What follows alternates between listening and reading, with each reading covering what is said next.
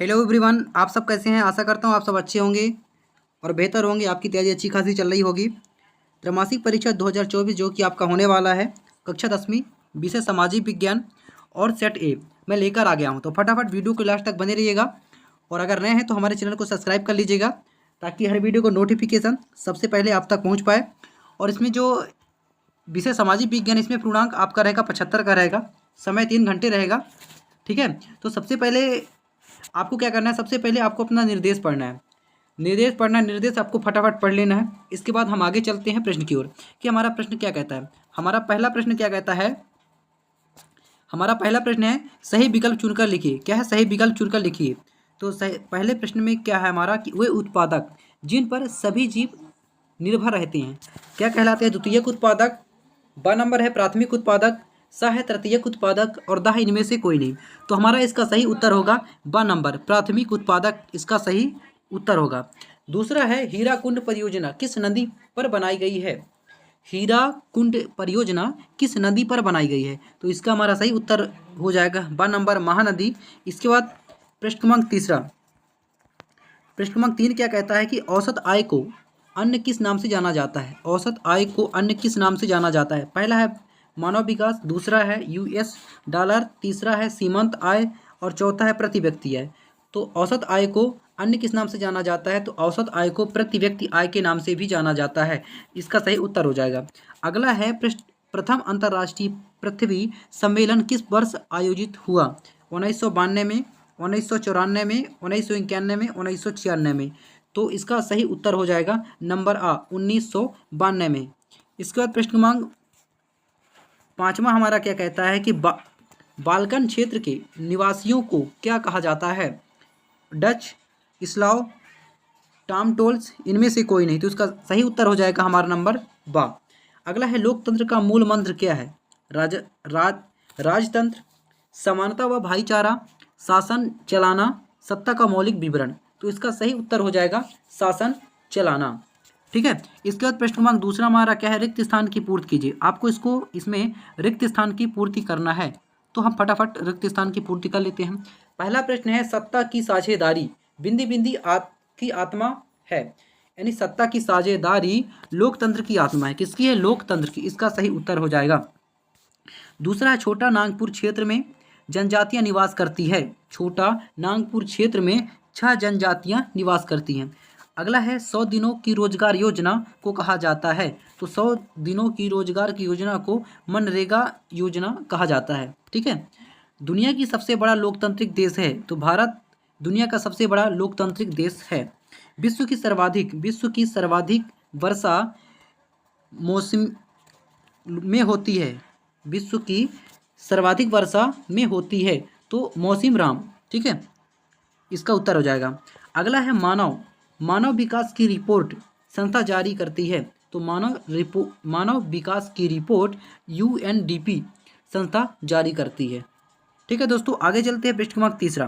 प्रश्न क्रमांक तीसरा हमारा क्या है, सही जोड़ी बनाना है। तो हम फटाफट इसमें मिलान कर देते हैं। आप स्क्रीनशॉट ले लीजिएगा और अपने नोट कॉपी में लिख लीजिएगा। ठीक है, तो पहला है सबसे कम साक्षरता का राज्य है। तो पहला हो जाएगा बिहार। दूसरा है एकात्मक शासन व्यवस्था का हो जाएगा श्रीलंका। तीसरा है ब्रूल्स। ठीक है, तीसरा का हो जाएगा बेल्जियम। ठीक है, चौथा है रालेट एक्ट 1919 में। पांचवा है यंग यूरोप हो जाएगा 1833 में। और अगला है हिटरी बांध, इसका हो जाएगा उत्तराखंड। ठीक है, इसके बाद अगला प्रश्न है एक शब्द या एक वाक्य में उत्तर दीजिए। एक शब्द या एक वाक्य में आपको इसमें क्या करना है, उत्तर देना है। ठीक है, तो पहला प्रश्न हमारा क्या कहता है कि पूर्ण स्वतंत्रता का प्रस्ताव कब पारित हुआ था। तो पूर्ण स्वतंत्रता का प्रस्ताव 19 दिसंबर 1929 को हुआ था। कब हुआ था, 19 दिसंबर 1929 को हुआ था। ठीक है, इसके बाद दूसरा है लोकतांत्रिक सरकार किसके प्रति उत्तरदायी होती है। तो लोकतांत्रिक सरकार किसके प्रति उत्तरदायी होती है, तो जनता के प्रति। इसका हमारा उत्तर हो जाएगा। अगला है कृषि क्षेत्र में कौन सी बेरोजगार पाई जाती है। तो प्रच्छन्न बेरोजगारी कृषि क्षेत्र में पाई जाती है। अगला हिटकरी में किसानों द्वारा कौन सा आंदोलन चलाया गया है। बीज बचाओ आंदोलन चलाया गया था। प्रश्न क्रमांक 5 है आधुनिक भारत का मंदिर बांधो को किसने कहा था। ठीक है, तो पंडित जवाहरलाल नेहरू ने कहा था।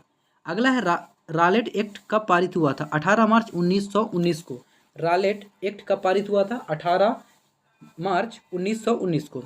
अगला प्रश्न हमारा प्रश्न क्रमांक 5 क्या कहता है कि असत्य, सत्य और असत्य किसमें आपको क्या करना है? चयन करना है। तो पहला हमारा प्रश्न क्या कहता है? पहला हमारा प्रश्न है कि भारतीय वन्य जीव अधिनियम 1972 में लागू किया गया था। तो हाँ, भारतीय वन्य जीव अधिनियम 1972 में लागू किया गया था, ये हमारा सत्य हो जाएगा। दूसरा है भारत में मुख्य निर्वाचन आयोग का कार्यकाल भोपाल में है, तो इसका नहीं, भोपाल में नहीं है, इसका असत्य हो जाएगा। अगला है नेपोलियन का पतन 1813 में हुआ था। तो हाँ, नेपोलियन का पतन 1813 में ही हुआ था, ये हमारा सत्य हो जाएगा। अगला है सत्ता की साझेदारी लोकतंत्र के लिए लाभप्रद है। हाँ, लोकतंत्र के लिए सत्ता का साझेदारी लोकतंत्र के लिए क्या है? लाभप्रद है, ये भी हमारा सत्य हो जाएगा। अगला है श्रीलंका में, है ना, गृह युद्ध की समाप्ति 2009 में हुई थी, तो सत्य है, हुई थी। मानव विकास सूचकांक को HDI कहते हैं, तो हाँ, मानव विकास सूचकांक को HDI ही कहते हैं, ये भी सत्य हो जाएगा। इसके बाद प्रश्न क्रमांक 6 क्या कहता है कि मृदा संचरण के कोई 2 उपाय लिखिए। आपको इसमें मृदा संचरण के कोई 2 उपाय लिखना है, इसके अथवा में भी है, आप देख लीजिए। इसके बाद प्रश्न क्रमांक 7 क्या कहता है कि मृदा निम्नीकरण से क्या आशय है? मृदा निम्नीकरण से क्या आशय है? इसका अथवा क्या कहता है? राष्ट्रीय संसाधन किसे कहते हैं? राष्ट्रीय संसाधन किसे कहते हैं? प्रश्न क्रमांक 8 क्या कहता है कि विचारधारा का आशय समझाइए। आपको इसमें विचारधारा का आशय समझाना है। इसके बाद अथवा में है उदारवादी का अर्थ बताइए।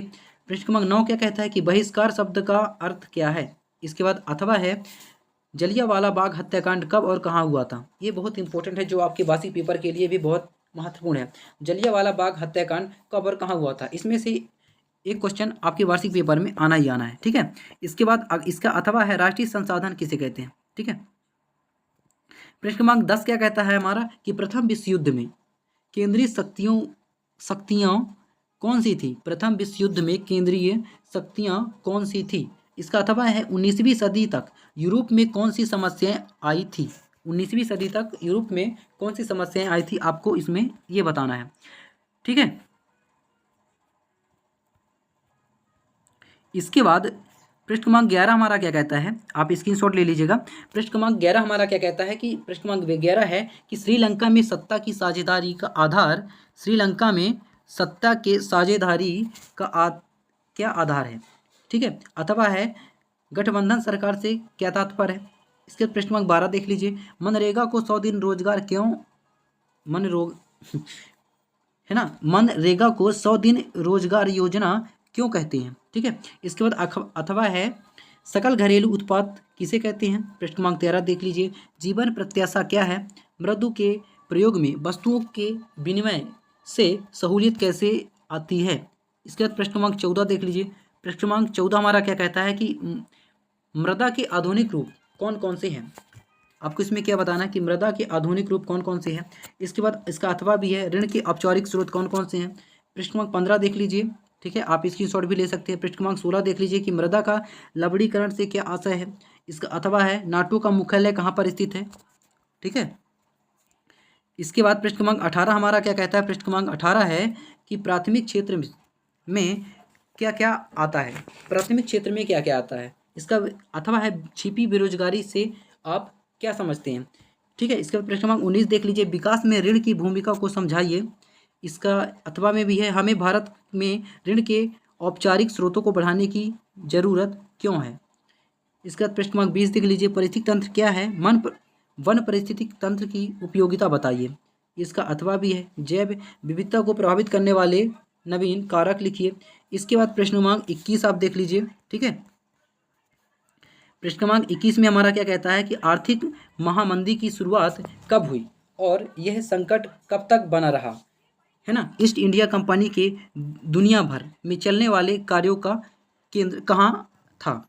आप स्क्रीनशॉट आप ले सकते हैं, ठीक है। इसके बाद प्रश्न क्रमांक 22 हमारा क्या कहता है? प्रश्न क्रमांक 22 में है कि सविनय अवज्ञा आंदोलन की चरण वृद्ध व्याख्या कीजिए। सविनय अवज्ञा आंदोलन की चरण वृद्ध व्याख्या कीजिए, आपको इसमें व्याख्या करना है। इसके बाद अथवा में भारत छोड़ो आंदोलन की व्याख्या कीजिए। भारत छोड़ो आंदोलन, है ना, इसमें आपको विस्तार से लिखना है। इसके बाद प्रश्न क्रमांक 23 हमारा क्या है कि संघीय शासन व्यवस्था की महत्वपूर्ण विशेषताएं लिखिए। आपको संघीय शासन व्यवस्था की महत्वपूर्ण विशेषताएं आपको इसमें लिखना है। इसके अथवा में है भारतीय संविधान की 8वीं अनुसूची पर प्रकाश डालिए। भारतीय संविधान की अनुसूची 8वीं अनुसूची पर आपको इसमें प्रकाश डालना है। तो ठीक है मेरे प्रिय छात्रों, आपको वीडियो कैसा लगा? वीडियो अच्छा लगा होगा तो वीडियो को लाइक कीजिएगा और अपने दोस्तों को शेयर कीजिएगा, क्योंकि अगर उनका भी थोड़ा बहुत भला हो सके। ठीक है, फिर मिलते हैं नेक्स्ट वीडियो में, तब तक के लिए जय हिंद, वंदे मातरम।